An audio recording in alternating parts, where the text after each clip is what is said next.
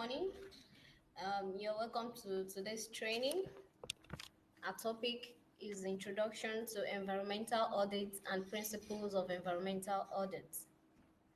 This is the outline of today's training. We start from Introduction to Environmental Audits.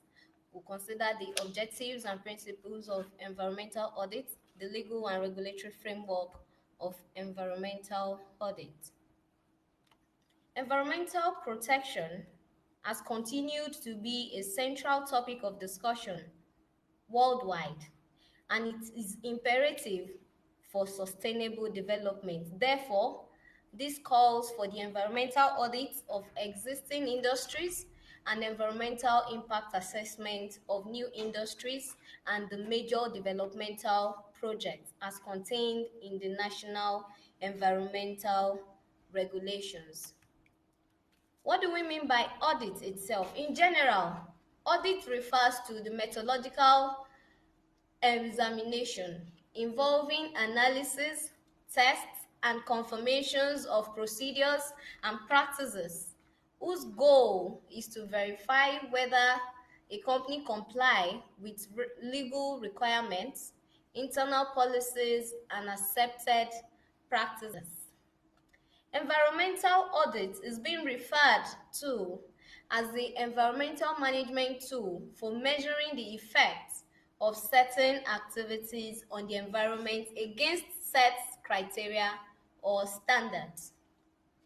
According to International Chambers of Commerce in 1989, environmental audit was defined as a management tool comprising systematic, documented, periodic and objective evaluation of how well environmental organization, management, and equipment are performing, with the aim of helping to safeguard the environment by facilitating management control of practices and by assessing compliance with company policies, which would include regulatory requirements and standards applicable. Now let's look at the definition of each term that was stated in that explanation. We have verification. This means audit evaluates compliance to regulations or other set criteria. The systematic defined there means audits are carried out in a planned and methodological manner. The periodic means audits are conducted to an established schedule. Objective in that definition represents information gained from the audit is reported free of opinion. The documentation means notes are taken during the audit and the findings are recorded. While the management tools there refers to audit, it means audit can be integrated into the management system, such as the quality management system or the environmental management system referred to as EMS. In summary, according to the Federal Protection Agency, the summarization of the definition given by FEPA is that environmental audit is a process of reviewing activities and records against defined standards or procedures to establish what is being done and how far the process is complying with requirements. Now we'll consider the purpose and essence of audit. Audit is being conducted in order to investigate. Audit is conducted to understand, and audit is conducted to identify the regulatory compliance level of an industry. Now let's look at the objectives of environmental audits. First, it includes gathering of information on the facilities processes, either verbally or written form of information. Gathering of information on the facilities processes, the potential risk, and management procedures. Audit is being conducted to determine and document compliance status. Also, audit is conducted to improve environmental compliance and to better manage the resources. Similarly, environmental audit is being conducted to encourage organizations to regulate their environmental practices by assisting the facility management.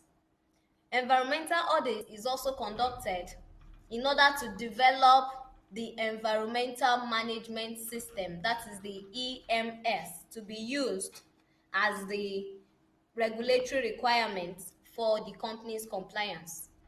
Environmental audit is also conducted to develop the basis for optimizing environmental performance. The benefit of audits is quite enormous. However, few of them are going to be considered this morning in this training.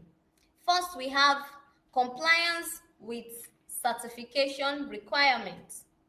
Another benefit of environmental audits is compliance with environmental laws and regulations. Also, another benefit is to ensure an adequate, up-to-date environmental database for internal management awareness and decision-making in relation to new plans. Another major benefit of conducting environmental audit is that it provides information base that can be used in emergency response arrangements. Also, environmental audit provides a framework for measuring environmental performance.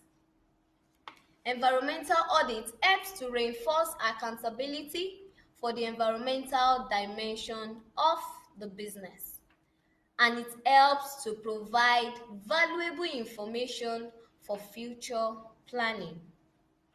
To the extent that external reporting will be required, environmental audit provides a sound basis that enables companies to feel sure that what is included in the report is an accurate record.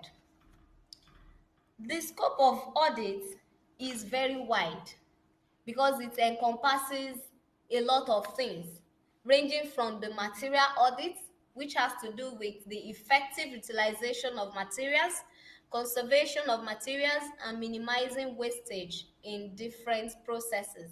Also, we have the energy audit, which deals with overall energy consumption, minimizing pollution.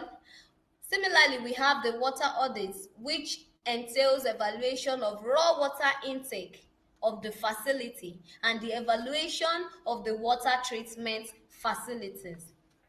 Also, we have the health and safety audit, which has to do with the diseases, the compliance with labor laws, the occupational diseases, the occupational risk and hazards that are associated with the company's operational level.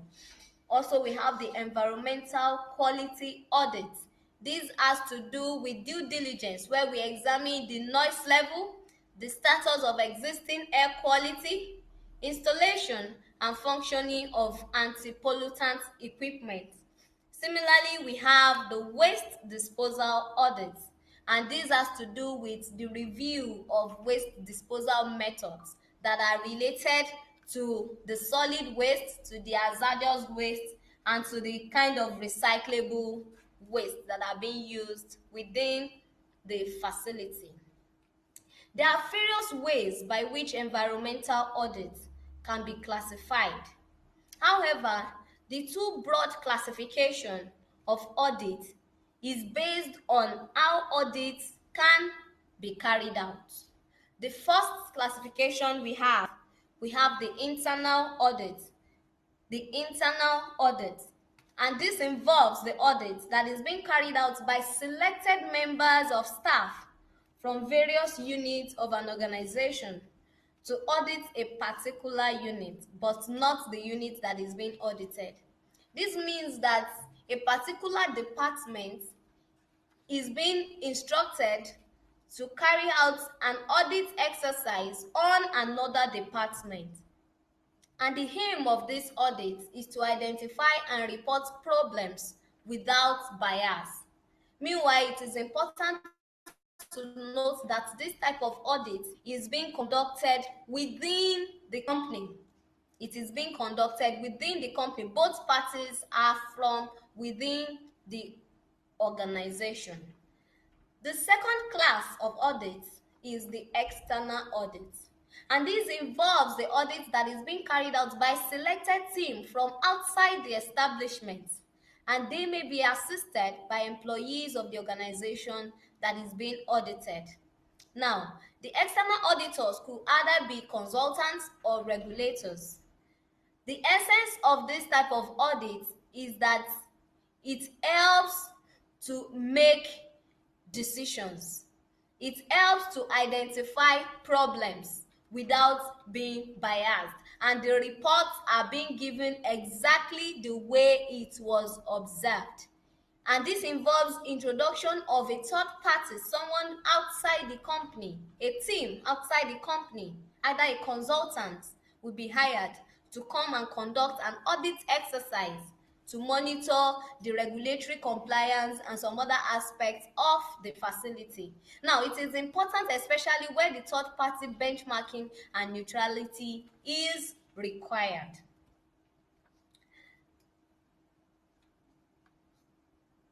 Audits can be classified according to its types. The first type of environmental audit to be considered this morning is the regulatory compliance audit. The regulatory compliance audit, which in essence is the real essence of the audit itself. In a nutshell, the regulatory compliance audit is the major essence of conducting environmental audit itself. This regulatory compliance audit is used to measure a company or a facility's compliance status in relation to the current environmental regulations, laws, and requirements. This is important for all companies in Nigeria. This regulatory compliance audit is mandatory for all companies in Nigeria, according to the national guidelines for environmental audit in Nigeria. And this type of audit helps to identify areas of non-compliance and seek ways to ensure future compliance. However, the frequency of this type of audit varies. It could be quarterly for the in-house auditors, biannually, or as when required.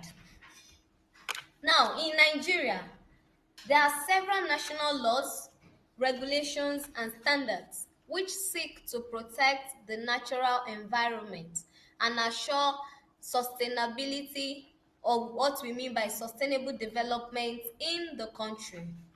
A number of these regulatory instruments were developed following the cocoa toxic waste episode of 1987, which led to the promulgation of the Harmful Waste Act 42 of 1988 and the establishment of the Federal Environmental Protection Agency, FEPA.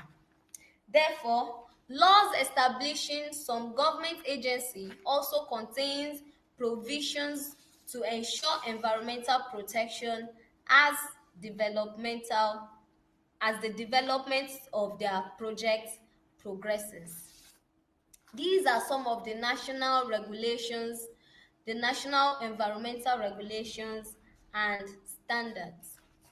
We have the Harmful Waste Decree number 42 of 1988, which prohibits all activities relating to the purchase, sale, importation, transit, transportation, deposit, and storage of harmful waste.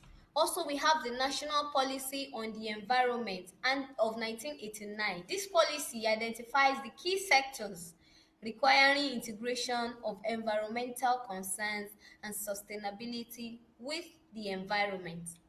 The National Environmental Protection, that is the Management of Solid and Hazardous Regulations of 1991, deals with the identification, handling, and disposal of waste, the solid, the toxic, and hazardous waste.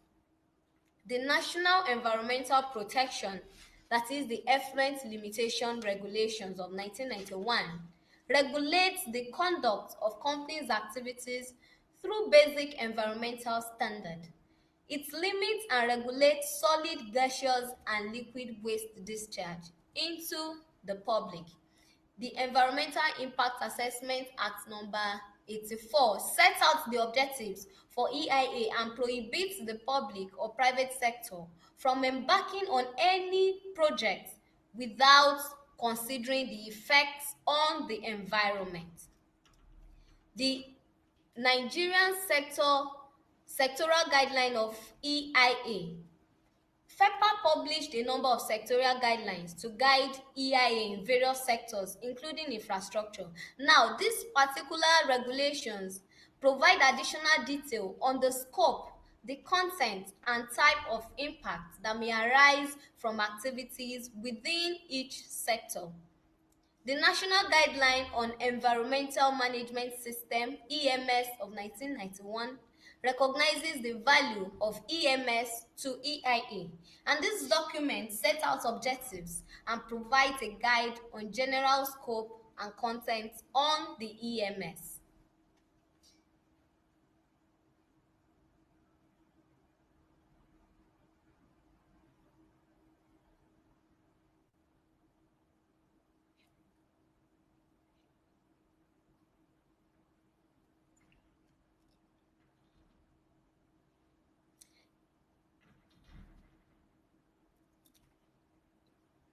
The Environmental Protection Regulations, which has to do with the pollution abatement in industries, facilities generating waste. This provision prescribes minimum standards and permissible levels to be emitted or discharged into the environment. Also, the National Environmental Standards and Regulations Enforcement Agency, the NESRA Act of 2007, is charged with the responsibility of enforcing all environmental laws, guidelines, policies, standards, and regulations in Nigeria. It also has the responsibility to enforce compliance with provisions of international agreements, protocols, conventions, and treaties on the environment. It is important to note that a number of other government ministry departments and agencies have enabling laws which support the objectives of environmental audit. Some of these laws also seek to eliminate or minimize environmental and social impact of activities associated with their various functions. Some of the key MDAs are the petroleum industry laws, which comprise of Mineral Oil Safety Regulations of 1962, Mineral Oil Safety Regulation Revised of 1997, the Environmental Guideline and Standards for the Petroleum Industry in Nigeria, the Land Use Act, the Labor Act, and also several state legislations which also has to do with safeguarding the environment. Similarly, we have diverse international environmental regulations as well as the World Bank policies. Now, to the process safety audit, which is another type of environmental audit. This type of audit identifies with the health and safety issues in the company's processes. It identifies the hazard and quantifies the risk arising from the process. The process safety audit looks into the management procedures for accidents and emergencies. That is during the operational phase of the project. Occupational hazards or accidents that could occur. This process safety is responsible for keeping tabs with it. This audit is carried out in compliance to laws regarding health and safety best practice, and it examines the procedures for emergencies and accident response preparedness, as well as training in areas of health and safety. Now we have the Occupational Health Audit, which investigates issues that concerns the occupational exposure of workers to pollution. For example, the noise pollution, the air pollution, and some other physical disabilities that may befall a worker. This type of audit is responsible for examination of the exposure of workers. It audits the company staff for the personal protective equipment, which we know as PPE or clothing, and it assesses occupational exposure of process operation and also recommends the training of staff on basic protective requirements of staff. This type of audit sees to the availability, quality, and usage of these PPEs in the company. The company's medical personnel is included as part of the audit because this is the person that will provide relevant information concerning the pollution levels and long-term medical conditions about their staffs. The liability audit, on the other hand, examines environmental condition of the site and determine the need for cleanup and remediation measures of existing facilities. It involves spot checks of sites known to have actual or potential environmental problems. For instance, when a building or a facility is to be acquired, it is important that a liability audit is carried out on the property or the facility because this will help to ascertain the environmental problems that could be on the facility and determine the mitigation strategies to either a long-term problem or a short-term problem. Similarly, we have the management audit. And this management audit is very important as it looks at the environmental management issues of a facility. It assesses the company's hierarchy, it assesses the company's principle, and it assesses the goal of the environment in that facility. This type of facility is more inclined to documentation of procedures and audits the company's environmental performance measured against standards. Now, corrections following these audits will bring about an improved environmental performance and implementation. This type of management audit assesses the management system to ascertain whether it is an asset or a liability of the company's environmental performance.